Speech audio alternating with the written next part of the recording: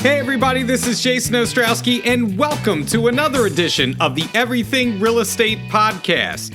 I hope all of you are gearing up for what's undoubtedly our busiest season of the year, and that is our spring market. Today, we've got an episode that's not only timely, but could be very handy for any of you looking to elevate your listing presentation process. And we're going to do it all with the help of my special guest. His name is Brian Spangler, co-team leader of the award-winning Spangler Manners team out of our Chadsford office.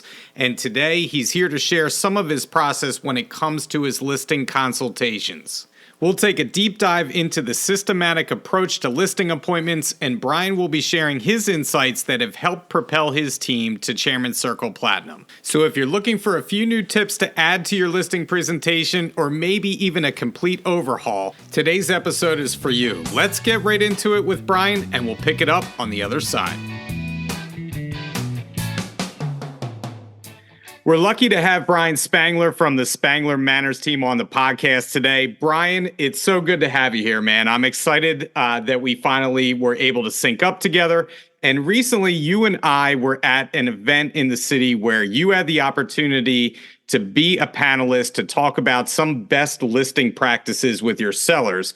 And I was really impressed with your systematic approach to your listing appointments. And since it's that time of year, where hopefully our phone is ringing with the potential sellers asking us to come list our homes, I thought it would be a great time to have you on the podcast to discuss that systematic approach to your listing appointments so agents can take a little away from what you do to win listings. So with all that said, I want to start with a hypothetical with you. Let's say you get a phone call today, and it's one of your past clients. They're going to be referring a new listing lead to you. How do you start to reach out to that warm lead, number one? And would that start be the same if you got a call from a complete stranger that found you online and wants you and your team to list their home? So do you start with the same process regardless of it's a warm or cold lead? And what does that look like when you start? Well, first off, thanks for having me. That was a mouthful, by the way. I apologize for that. I may have to cut that down in editing. No worries at all. So it's a good question. We, as a team, we all try to take each lead, whether it's warm or cold, as our same process every single time. Obviously, if it's a warm handoff from a past client that has referred us, which is 86% of my business is referral. It's handled a little bit differently, just in the fact that we have somebody to kind of,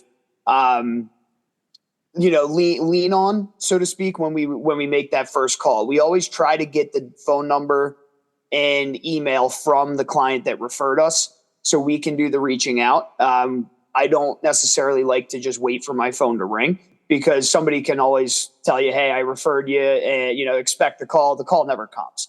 But that at least they're thinking about it. So the more information and the more data that we can get from our client, the easier the approach is when reaching out. We always try to get the appointment, even if they're not, if they're thinking about selling at the end of the year or even further.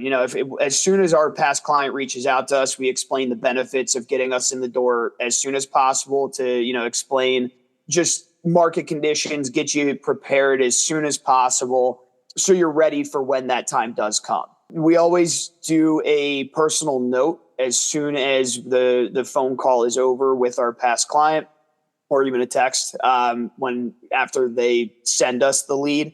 We thank them with a little referral gift to thank them. And then we always will follow up with a personal note to the lead itself as well. We do the same thing with a cold lead. If somebody calls us from Google or social media that we don't really know, or if we get a referral that the person that referred us didn't tell us about, we just try to treat them as warm as possible. But the first and foremost is getting that appointment as soon as possible. Well, I think you bring up a great point where you don't sit back passively and wait for someone to give you a call. You want their information and you want to call them right away. And I think that's a very important point because like you said, a lot of times when you sit back and wait, it just doesn't happen. So to all the agents that are listening out there, the takeaway is be proactive, get that information and give them a call. I totally agree with that. So if you get into that initial phone conversation, or maybe it's a Zoom is part of your process, I'm not sure, we'll get into that, and you start asking, say, qualifying questions to your client, right? Do you have a process or a templated, say, question checklist that you may use that maybe you found through a system like Buffini or Ninja, or maybe online at Tom Ferry, questionnaire that you may use for each client? Or do you have a different conversation that's tailored to each individual potential seller? Do you feel them out as part of the process with your initial phone conversation or Zoom conversation? Yeah, so I'm coached by Buffini, like a lot of Berkshire Hathaway agents. So I do have a sort of templated response for questions. I try to always find out if they've done any updates recently that I can't find on the MLS. I want to know different kind of things that they've done throughout the years and what their motivation points are before meeting with them, just so I can kind of gauge their overall motivation on how quickly they want to sell. However, all of our listing appointments, and including that initial call, they're all conversational. Every person is different. We harp on, the character tests, and I'm drawing a blank on what the name is right now. That's all right. They have many names, but disc assessments, whatever. Yeah, the disc assessment. So those, everybody's different in kind of how they want to be sold, so to speak. So the more conversational that we can make it, the easier they open up to us, and we find out exactly, what they're looking for out of us. Because what we don't want to happen is just sound like a robot, go through everything. And if we're not tailoring it to their personality, let's say an engineer, for example, they're more analytical. If we don't go in enough depth and we kind of put a lot of fluff in, they're going to hang up the phone, or they're not even going to want to meet, and they're going to want to find somebody that suits them better.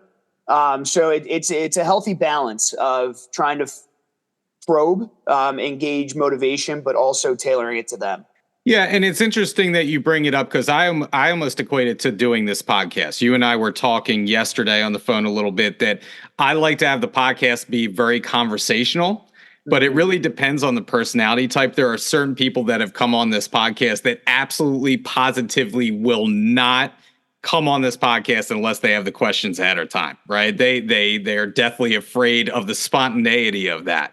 And I totally understand. It really depends on the personality type. And so if you do end up setting this appointment, right, you talk to them on the phone, you talked about their motivation points, right? You're finding that stuff out. You're having that initial consult. You set that appointment. You're going to be heading out to their property.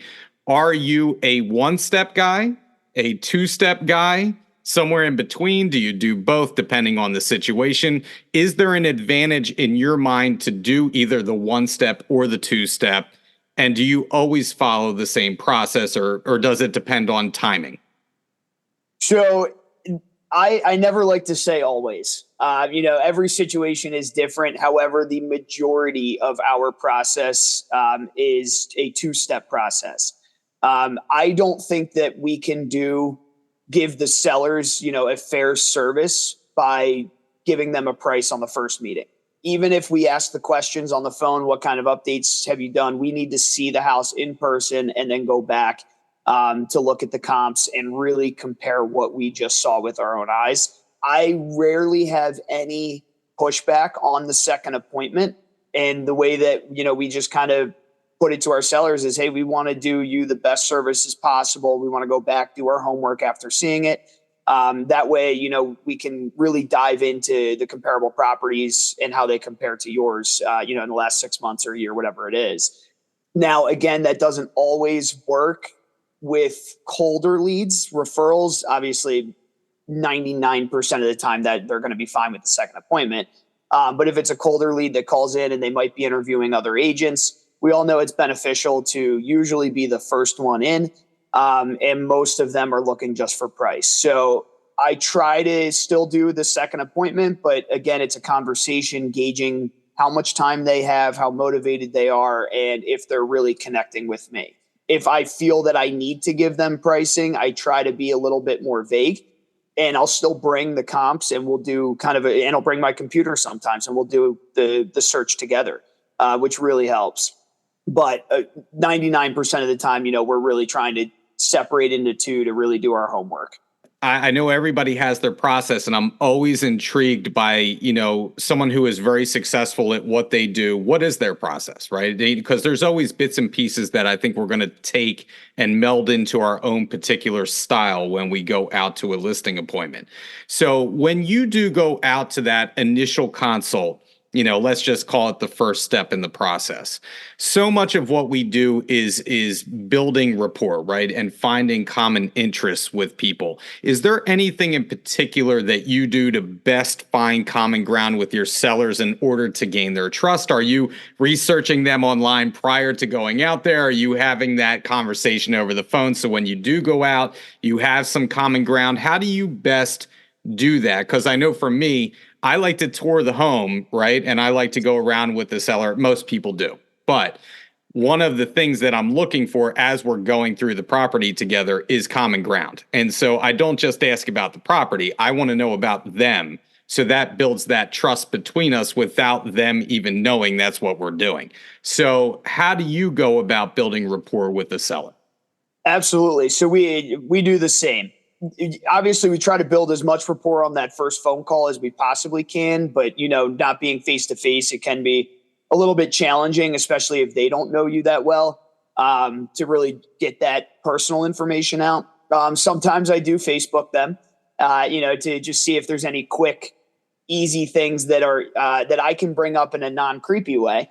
To really get them to open up. But no, we do the same exact thing. As we're going around the house, we're pointing out, really nice updates that they've done or just great features of their house, but also looking at personal, vacation photos. Maybe they've been to the same place as us, wedding photos, asking how long they've been married, stuff like that.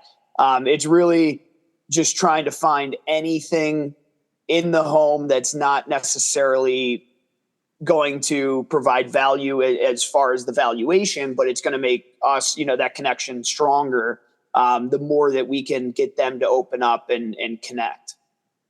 Yeah, and I think you bring up a great point is seeing those pictures in the house. There's always there's some connection with everybody. That 6 degrees of separation or 6 degrees of Kevin Bacon, everybody always used to say, right? Somehow we are all related to one another in some form or fashion. We just have to find that a lot of times. And I think building rapport is one of, if we're just talking about going out to a listing appointment, building a rapport is such, I feel like, an undervalued thing. I think so much of it is in building that rapport with your potential seller. They want to like you before they're going to do business with you. So once we're in that listing appointment, and now we're getting into the nitty gritty of stuff. You talked about bringing your comps out to the property. Maybe you have your marketing plan that you're going over with people. What are some go-to programs that you use either from Fox and Roach, outside of Fox and Roach? What are you using, if we can get into some of the particulars that your go-to programs are for putting a listing presentation together? Yeah, so Fox and Roach has a ton of amazing tools. So as I mentioned before, we do it in a two-step process. The first appointment, we actually don't bring comps. This is our overall, process that's not sped up. These are for our referrals and everything that we know we have our two-step to do. So the first one, we take all of the listing paperwork that will be signed from, zip forms. We have a bunch of packets in our office ready to go. We put some marketing information on the right side about our team, our past sales. We do listing statistics, days on market, and then we do our overall sales, buyers and sellers, our total volume for the year. We put a resume for each agent in. If it's whoever the listing agent is, who they're going for, they put a resume in, and then just an overall view of how we market our properties. So the goal of the first appointment is to see the house and build that rapport. And if we built rapport well enough, we try to get the listing paperwork actually signed on that first appointment. And the way that we usually do that is just explaining, hey, we don't have to figure out the price right now. It's a team effort between us. We'll give you our suggestions on the second meeting after we do our homework, go through the comps together. But at the end of the day, you set the price. We'll just tell you where we think it needs to be for this market. So that's our first appointment. Second appointment, then we always follow up our first appointment with a personal note, big Buffini guy. And then the second appointment, we use Moxie. So I'm really happy that Fox and Roach has decided not to get rid of Moxie. So we do all of our second ones. I know you mentioned earlier if we like to do Zoom or in person. I think in person is always best when possible. So we'll print out the full Moxie report, put all the comps in there, put our sales statistics back in there with marketing info. But this way we're we're leaning on Berkshire Hathaway's name, but then also adding in Spangler Manor's team's value as well. So, they're kind of getting both for the price of one. But we bind the Moxie report in a really nice booklet for them. And then they have that with the Berkshire Hathaway folder with all the listing paperwork together. And then that second meeting, we kind of conclude everything. Yeah, I like that process. I use Moxie a lot, and I too am very happy that we kept Moxie. No offense to KV Presents, I totally get it if that's what you're using. I do like Moxie, and I add my own custom slides into that presentation. Mm-hmm. I like to have a digital presentation if I can to go over, as well as a booklet that I can leave with them, because you never know when internet's going to conk out. You're using your phone as a hotspot and it's slow. So I always like to have a paper backup if I can do that when I go out. So I'm going to ask you a very strange question here. All right. So I did notice, I want to say, I did take note that when you were on this panel that we were talking about, you were in a very nice suit. You were very well dressed, very, very good presentation for yourself, right? So have you ever been told that you won a listing by your personal presentation, meaning your suit, your car, the way that you present yourself? Because I'm not trying to toot my own horn here, but I have gotten listings. People have flat out told me that it was the way that you were dressed and the way that you presented yourself that you actually won that listing. Have you ever been told that in your career? I have not, actually. However, I do think that it has helped tremendously. I just think that our profession as a whole is sometimes a little too lax. So I do take pride in the way that I dress. I think dressing for success is it's a cliche, but I do think that it really sets yourself apart from somebody else that if you're competing with, somebody who's going in even nice jeans and, a vest or, a Patagonia or something. Now, do I wear a suit and tie every day? Usually, but I'm a casual Friday today. But always listing appointments. Every listing appointment is a suit and tie no matter what. Now, on the flip side, I don't know if you want to cut this out, but I did lose a listing one time because I was in a suit and tie and drive a BMW. Really? Yeah, so that was weird.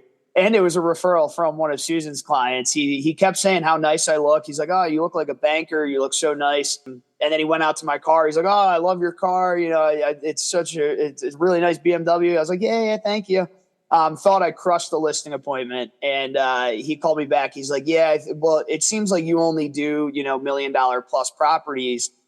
Even though I harped on our listing statistics, our average, is 500 and this house was 4 something. So he's like, "Yeah, I just think we're going to go with an agent that doesn't do as much business." I was like, "Well, that doesn't make any sense." That's amazing to me, because yeah. I will tell you, I guess it could be counterproductive. I'm glad I asked this question, because I guess I'm on my soapbox here. Maybe I'm old school. Maybe I'm getting a little too old, but I do feel like ever since the pandemic, we've gotten more casual, which is perfectly fine, right? But my point is that when everybody goes right, you maybe want to take a left, right? Maybe you lean into that differentiator. And sometimes when all things are equal, sometimes it's just your presentation of yourself when you go out to a listing presentation that's going to make that difference, right? So I'm like you, I'm always in a suit and a tie. I'm always, yeah, I do think about the car that I drive. I'm not saying you have to go out tomorrow and get a great BMW or, a Maserati, right? That's not what I'm saying. But having your car clean, having, just the presentation itself all matters when, in a very competitive environment that we may be in. Perception is reality, right? Agreed. And I think that just dressing up honestly just exudes confidence as well. It's not arrogance, it's confidence. I think it really it just separates yourself from everybody else. Just because I mean, you can attest, we don't see very many realtors in specific, but just people in general anymore wearing suit and ties. So I think whether the client wears them or not, I think they see the value as first impressions go. I think that is interesting, though, that like that the guy penalized you for wearing a suit. Yeah, he was so nice the whole time too. He's like complimenting me on everything, and then it was like, "Nah, you do too much business." Well, I'll sell your house for more. That is so interesting to me. All right, so I'm going to ask you kind of another offbeat question here. What do you feel like is one underrated aspect of your listing presentation that agents tend to forget about, or maybe they don't even cover it in general, that may give you a leg up on the competition when you go out? That's a good question. Maybe I should have given you that question. I don't know. Honestly, I mean, I think it's just, I don't think enough agents do enough homework. I don't think they know their listing presentation front to back, or maybe the market that they're presenting for. I think spending that extra 30 minutes to an hour to just review every single comp over and over so you can just talk about it at the presentation off the cuff. I don't think it's necessarily about forgetting to bring anything. I think it's more just making sure that you know what you're presenting front to back. Well, and I think that's a great answer, and I agree with you 100%. And to kind of follow up on that, it kind of goes into my next question for you, because if you're in competition with another agent for a listing, the seller, tells you that they interviewed an agent before you got there, and that agent will list the property for a full % less than what you are offering commission-wise. How do you approach that conversation with the seller in order to win out on that listing? It may speak to what we were just talking about knowing that market, knowing that area, knowing your presentation front to back. What would you say to win out on a listing where someone's going to discount their commission heavily? Yeah, no, it's a great question, and it comes up all the time. And I think that first and foremost, rapport, like you mentioned earlier at the beginning of the podcast, if people want to do business with friends that they trust, I think building rapport right away eases these conversations about commission. But if you're competing with somebody who's willing to lower their commission by a full %, I think it's important to have the conversation with the seller about, well, what are they promising marketing wise? And do you think that they're going to fight every step of the way to net you as much money possible? If they're that quick to give up, their own money to put food on their table, what does it show when they're negotiating on your behalf? Are they looking for just a quick paycheck, or do they actually want to fulfill their fiduciary duty, and represent you to the fullest? I also think that it separates the serious from the unserious, right? Because the low-hanging fruit, the easy thing to do for every agent out there is just to give away their value. And I feel like there's nothing that irritates me more than when someone is, and I'm not going to use specific percentages here, but I'm just going to say heavily discount to the point where they're hardly making any money on the transaction. They're basically working for free because they can't sell their value well enough to the seller and find that common ground like you talked about, where they want to, the seller wants to use you, but they're looking for the cheapest route, right? And sometimes I think we have to stand up and say, no, I am worth this. And so that's again, I'm going to be on my soapbox being irritated about that until the day I die, because I feel like we see more and more of that right now. And that's why I wanted to ask you that question. No, and you're 100% right. And we are seeing more and more about it, every day. But I think at least what I've found with our kind of systematic approach, what we're talking about here in our listing appointments, it's easier to build the value on what you provide when you separate it the way that we do and really spend the time and the expertise. That it makes those conversations that much easier when you've already sold yourself throughout, and it goes right into pricing their home as well. Taking commission out, another agent may have overpriced their house and told them, well, we can get $100,000 more, which this story actually happened recently with one of my listings. And we came in, it was about $100,000 less. They ended up going with us because they trusted that we weren't just trying to get the listing by giving them a crazy number and was going to, discount or try to get price reductions throughout the whole time. We told them how to set their property up for success and what exactly we were going to do to market it, and proved why we thought it was that price versus the higher price. Yeah, I mean, buying the listing is an age-old dilemma, and I totally agree with you. There are agents out there that know that the house is just completely overpriced. They just want the listing. And again, it's providing value and making sure that we're representing our clients the best that we can. And one way to do that is to tell them the absolute truth about where things stand. Sometimes conversations are difficult, right? But we have to do our job. So, all right. So in your mind, how do you turn your listings into more listings? What's your best approach when, they're saying for every listing, maybe you get 2 other listings, right? Listings are where it's at. So how do you best turn your listings into future listings? Yeah. So again, I can't stress enough, we're Buffini agents. So throughout multiple times throughout the process, we're always asking directly for referrals. So when somebody is selling or even buying, you start to hear other people, whether it's work, family, friends, start and talk about, who's your agent? We've thought about it, but put it in the back burner. So I think it's really important to just explain how to give and accept referrals to your clients, because they are hearing these conversations every day. And whether it's just, hey, I've thought about it, but we're not really ready, that's a trigger. Hey, let me know. I'll reach out to them and give them any information that they need, provide as much free value as possible.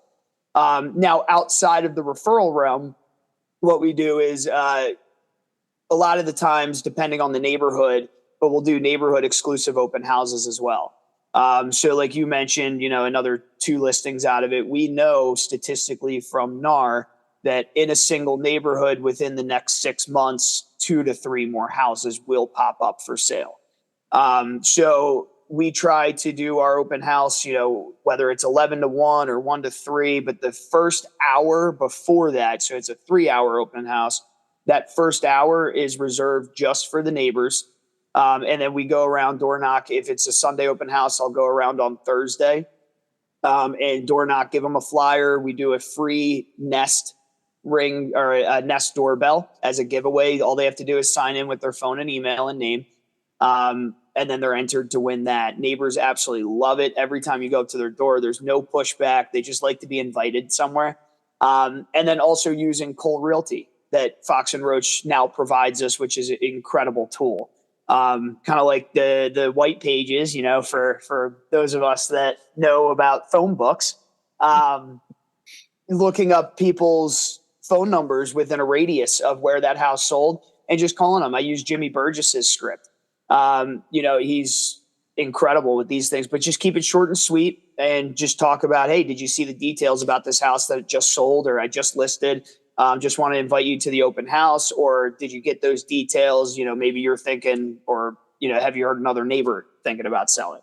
I think it's really just making as many contacts around your listings to generate more listings.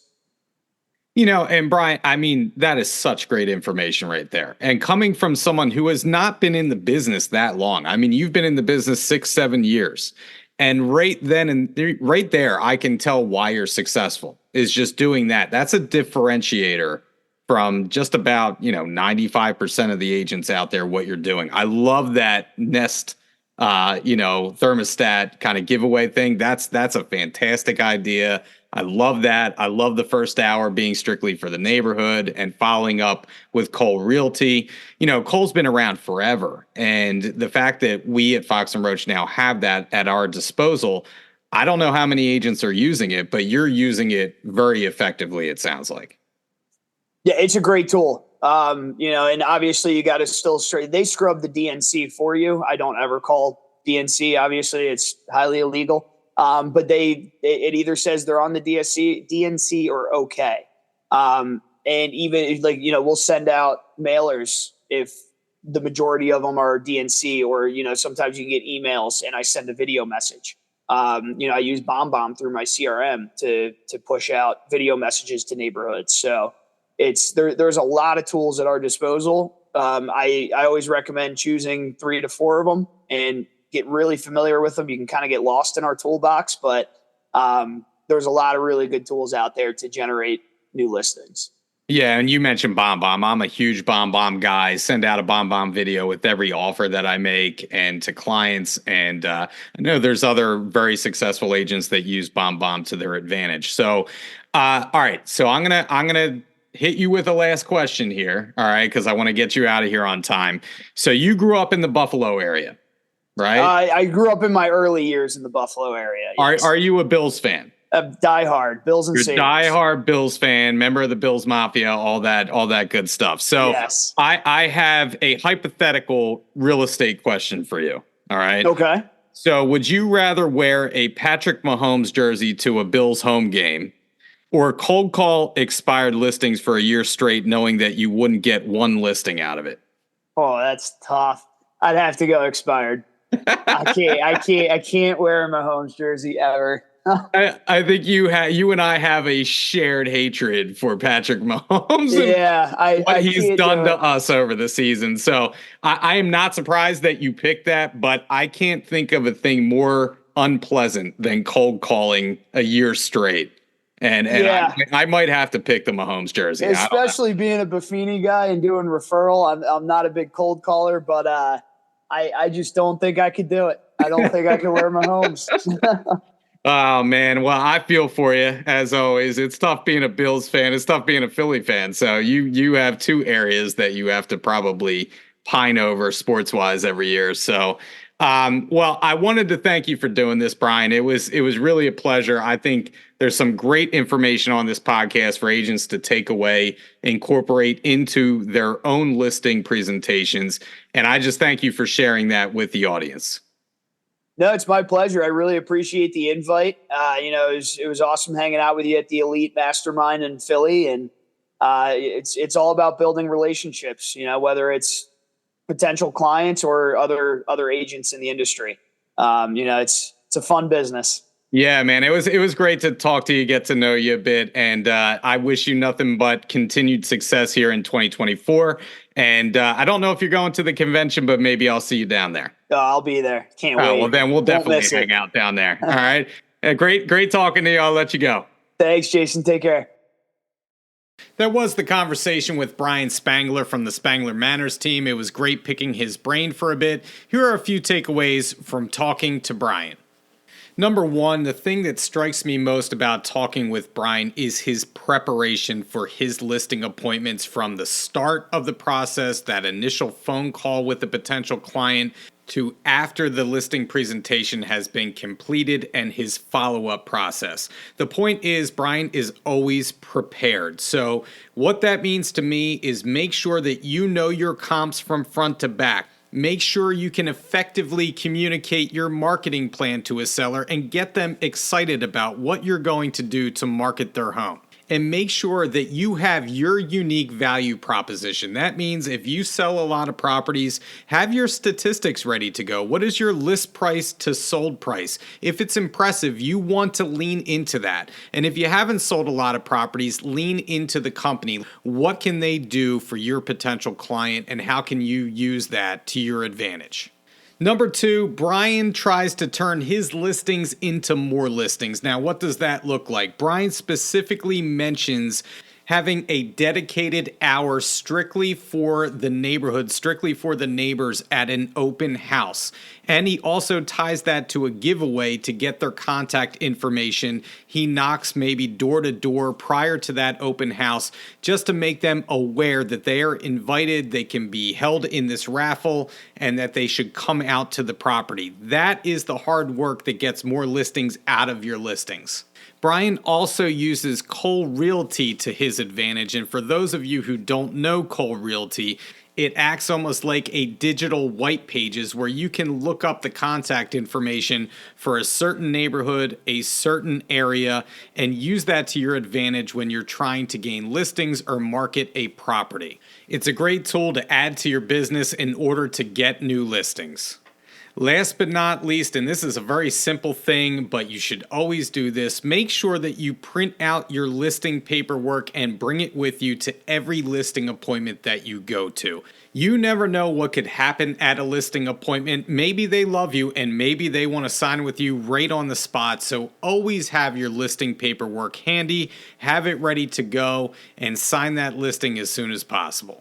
Well, that's it for the podcast this week. We will be back in another couple of weeks with a new topic, a new guest, and as always, if you want to hear something that we haven't covered yet, please reach out to me, jason.ostrowski@foxroach.com. And if you haven't liked or subscribed to the podcast or left us a review yet, please do so. It helps us to reach more people. Once again, this is Jason Ostrowski saying stay safe out there, stay selling, and we'll catch you on the next episode of the Everything Real Estate Podcast.